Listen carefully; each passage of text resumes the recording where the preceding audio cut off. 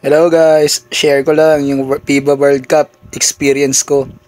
Hindi ko nakasama yung iba kong kagrupo, sila Singot, si Mats, tsaka si Usep kasi busy sila sa mga kanya-kanyang trabaho nila. Iba na lang yung nakasama ko. Eto nga, nanood kami laban ng Serbia at tsaka South Sudan.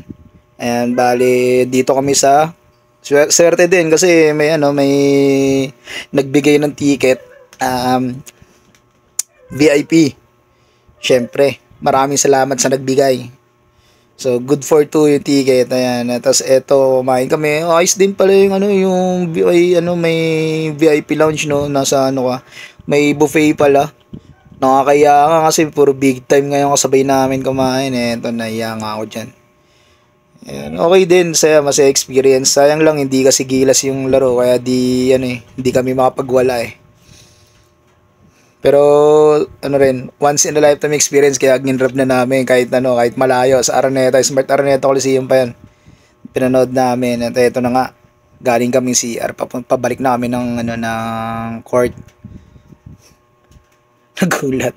Nagulat si Mami Nico diyan dahil biglang sumigaw yung commentator eh.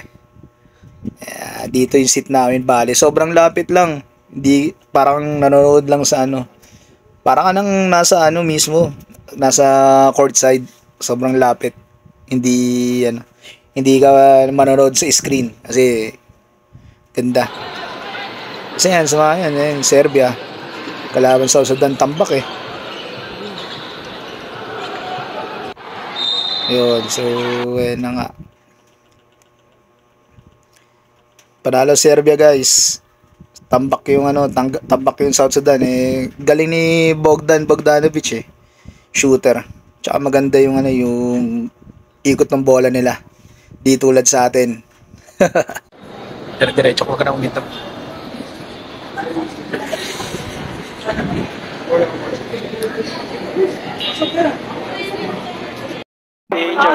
So ayun na nga guys. Tapos na yung namin. Dito.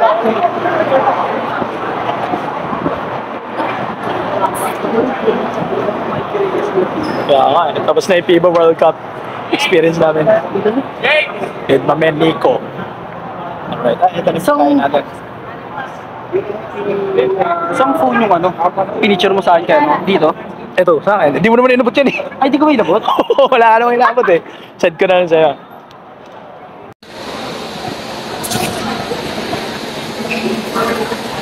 Kapat mo siya kasi yung... Okay na guys. Ay, John, happy birthday. Send mo. Ay, nasend ka. Ay, nasend. Uy, yan time. Isang laro lang eh. John, happy birthday. Sino dyan yan? Sino dyan? Dyan Purundong.